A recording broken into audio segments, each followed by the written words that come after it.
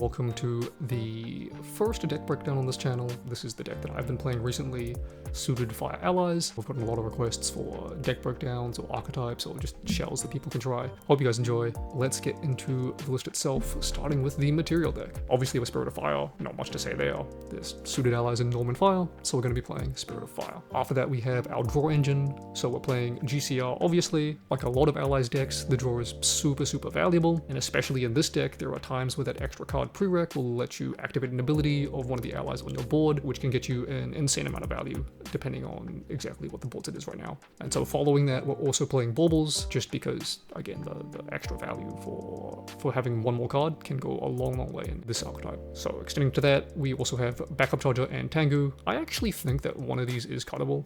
Even though card draw is so valuable, so premium, I find very rarely do I get through my GCR and my bauble and my Backup Charger and then still want to go Tengu. So yeah, you could definitely cut this, but it's still here for now just because card draw is always nice to have, and there are games where you do pull it out. But you'll also find, I think, playing this deck with all these activated abilities, you have so many things that you can be doing pre-rec, like it's quite difficult to have the extra 3 cards to want to crack Tengu or Backup Charger. So while they're great cards, they are a lot more awkward in this deck than I thought they would be. Moving on, the next card here is Censor. So Censor Crystal Piece is, in my opinion, a card that you should be playing in every deck list in this current metagame unless it shoots yourself in the foot. And I would even argue, like, maybe even if it shoots yourself in the foot, it might still be worth including, just because Ryle is so absurdly strong and Mill is still going to be good, and this card is less good against Wind, but I honestly don't think Wind is super strong unless you're playing like a real hate-heavy deck. We're also playing Safeguard and Tariff. These are just classic staples of the material deck. If you have space, you just throw these in, and they're here. Tariff especially. This is an allies deck. You're going to want to have it to protect your allies for any ally mirrors, or just generally to protect your allies from getting cleared. Super strong card. Finally, we have our Champion. Champion is super flexible in this deck. I'm playing Tristan. I could definitely see Lorraine, I could definitely see Tony. The Taunt would help you push the board, Lorraine would help you fight for board or push damage, but I've been playing Tristan and it's felt really good. You get the agility 3, so the idea is you never get the prep counter, you just always take agility 3. You can spend the turn then dumping your hand to play multiple allies, and then you agility 3 and you have cards in hand to activate the abilities of the allies that you just played. That can be super strong in this deck, where the ability to play multiple allies discounts all of their activated abilities, which means that when you agility 3, your 3 cards can often activate quite a few of the ally abilities that you have developed onto the board. There is one more slot here. This slot is super flexible, so you could use a hate card if your local metagame is playing something that is vulnerable to a hate card, like, I don't know, Nullifying Mirror or Nullifying Lantern. But I've put here in this deck list Poison Dagger. You know, we're playing Tristan. This card I think actually fits the archetype quite well, since you can develop really wide on board really quickly. And one of the things that I think that the deck does struggle with is closing out games once you've got a developed board. If I think about my games versus decks like Rai or Luxum or Arasana, it gets to a point where they don't really care about your board and they're just trying to survive and then kill you back quickly. And this deck can struggle with that because once you play a lot of allies, it's kind of hard to convert them to damage. They're all doing like 1 or 2 damage and you don't have big win conditions to close out the game. And this lets you convert your board into 4 or 5 damage or 6 damage really easily. I think it actually is a pretty nice include, but it's also one of the cards in this material deck that is very cuttable. Moving on to the main board, we'll start with the really strong allies. So first up is definitely the 4 of Hearts. This card is one of the cards that you read and it makes you want to build this deck. This card looks so absurdly strong the first time you read it. That's kind of hard to believe. I think everyone that reads this card is like, is that really what it does? But yeah, so it's a 4-mana 1/3, which is quite understated, but it has the cardistry ability that costs 4 obviously, and it reads draw a card into your memory, then put a fire or norm element suited ally with reserve cost 3 or less from your memory into the field.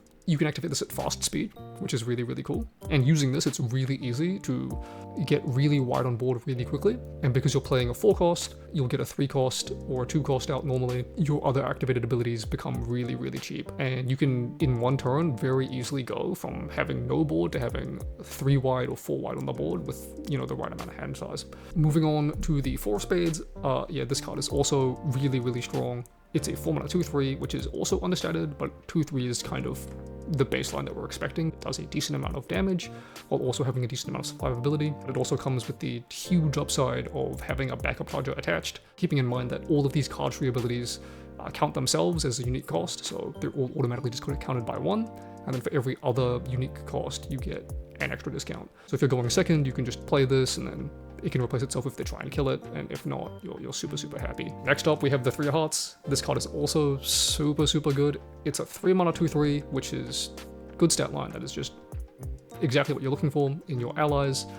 And then it has the card tree ability. You get to draw a card and then discard a card. And you draw first, so I mean, it's better than a hasty messenger. And most of the time, this ability is going to be costing you 1, sometimes 0. You're pretty rarely paying 2 for it, just because 2 is enough that you can kind of just play another ally and still have the hand size because of the discount to play it for 1. Most of the time, you're discarding either floating or fuel for Verita, Queen of Hearts, both of which are very, very strong. But yeah, generally speaking, this card is just good stat line, great upside. You want to see it a lot. This is one of the best hits to bring out with 4 of Hearts. I mean, this card is just crazy. You can't cut this card. Next up is the 2 of Spades. This card is also absolutely bonkers. I don't think I've ever paid 1 for the buff counter. Essentially, I think you'll always be able to flash this out pre-rec, play another suited ally, and then get the buff counter for free. Like, it's Flash Fire Horse, which is like a playable card in its own right. And this is kind of the combo that I was talking about earlier, is you can flash this out pre-rec, play 4 of Hearts in your main phase, pay 2 extra on the 4 of Hearts to summon a 3 of Hearts or a 3 of Spades, and suddenly you're 3 white on board, you're hitting them for 5 damage, and it's just absurd how quickly you can get out of control with this deck. Moving on, we have the 3 of Spades. So this is a 3 mana 2/2, which is kind of weak, but it has the ability to give something +2 health, which is super, super annoying for a lot of decks to deal with, and then suddenly it's very hard to clear any of your allies because whichever one they go for is the one that will have the extra health. It is not great in the allies mirror just because once you use its effect it's a 2/2, but at the same time this deck really I think does not struggle with allies at all. This card is definitely an auto include as a cheap to power ally that has upside and is synergized with the entire deck. Next up we have the 5 of Spades. This card is good. It's actually really good. I think a lot of people underrate this card because it's a 5 cost, but it's one of the best turn 1 plays in the deck as just like a 4 health ally, which is hard to get rid of. And then if they do kill it, it has floating, so you're completely fine. And then later on, it's kind of just a heavy swing that exists for if you ever win board and you need to close up the game. And it's also a fantastic discard target because, you know, you pitch it and it's floating memory, or you pitch it and it's 5 cost, which was a long way towards playing Verita, Queen of Hearts.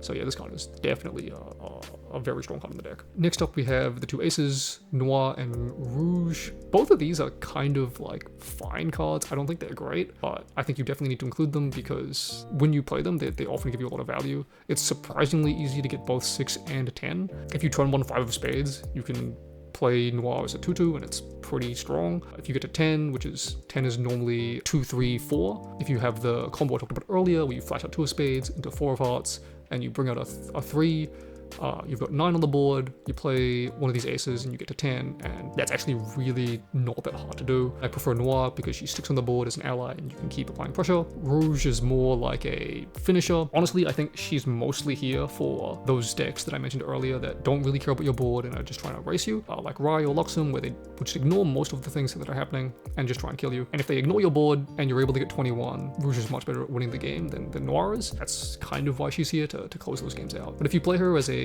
1 mana 1/1 that does 4 damage to something, I mean, that's also quite solid. The 2 of Hearts was not originally in this deck list, but I found that having 2 cost suited was actually really nice to discount other abilities, and the 2 of Spades is much better, but the 2 of Hearts is actually, you know, it does its job as well. As a 2 mana 1/1, it's pretty weak, but being able to get the +2, it pushes damage versus decks that are ignoring your board, and then versus decks that are fighting you for board, it kills something, and when it dies, it's just more fuel for Verita. You could definitely go up in copies for this for sure. Next up is the 5 of Hearts.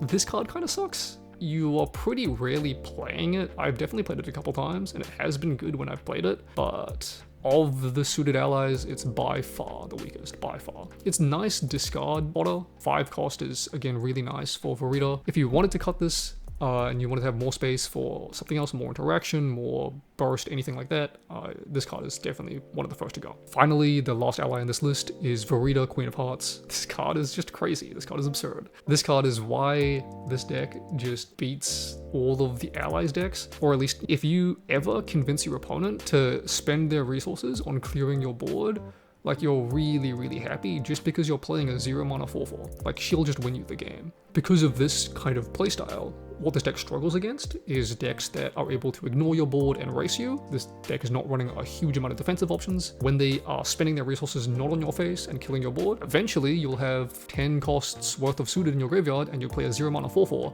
that gives the rest of your board immortality, and it's really, really hard to deal with that. Moving on to the combat tricks, we're playing 2, Trump Set and Sleight of Hand. Both of them are decent. I kind of am thinking about cutting Sleight of Hand just because it's pretty rare that it's played. Giving something stealth and drawing a card into memory is very strong, and it's kind of here just because it's an assassin card. Using your hand size for other things is normally a bit stronger in this deck.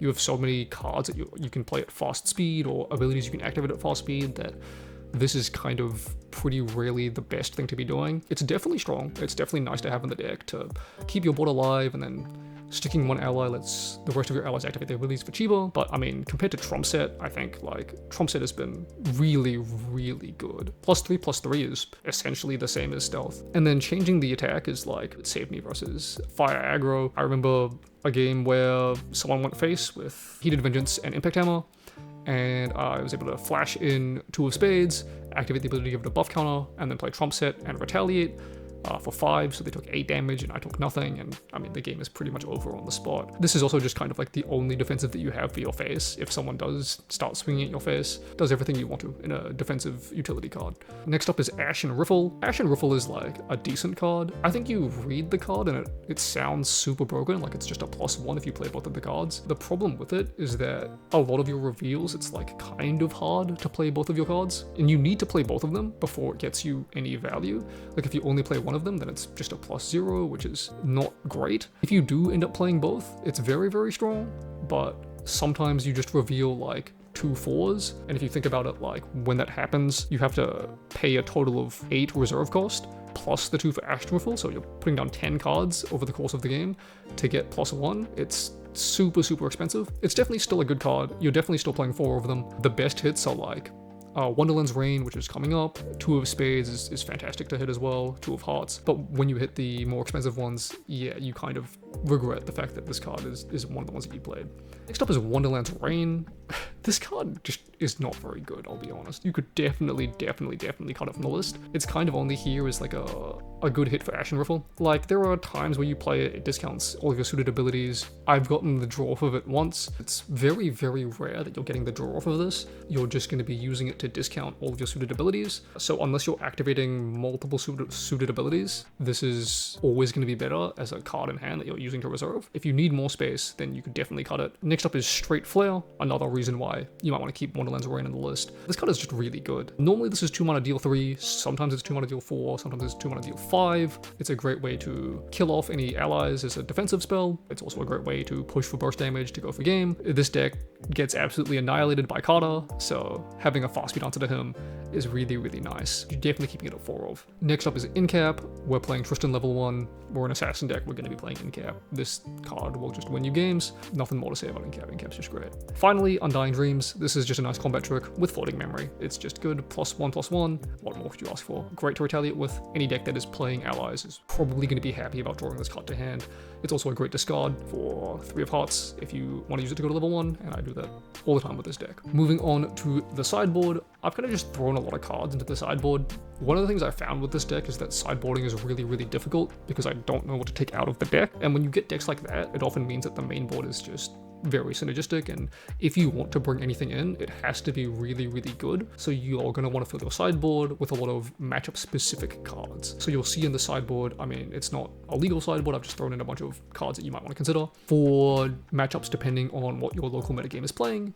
So yeah, if you're seeing a deck like Luxem, maybe you want to throw in Fire Interference. If you're seeing a lot of Fire Aggro, the Zhangjiao's Recover 4 can go a really, really long way towards letting you outrace those matchups. If you're playing against water decks, maybe Viridian Trinket or Nullifying Lantern. Seeing wind decks, again, Nullifying Mirror. I've heard that Tithe is a good answer to all of these Ryle decks. I'm not super sold on that just yet. Reduce Rash is nice to hit Terror Rings, Staggering Strike hits Tristans, Reprogram hits bots. Building your sideboard to hate on your local metagame is definitely my best suggestion to you. I could definitely imagine a list where you cut Wonderland's Reign, you cut Ashen Riffle, you cut 5 of Hearts, and you maybe fill it with some more burst damage or something to close out games. 6 of Hearts you'll see doesn't actually make the list, and the reason for that is kind of just the math on 6 is really hard to get to 10.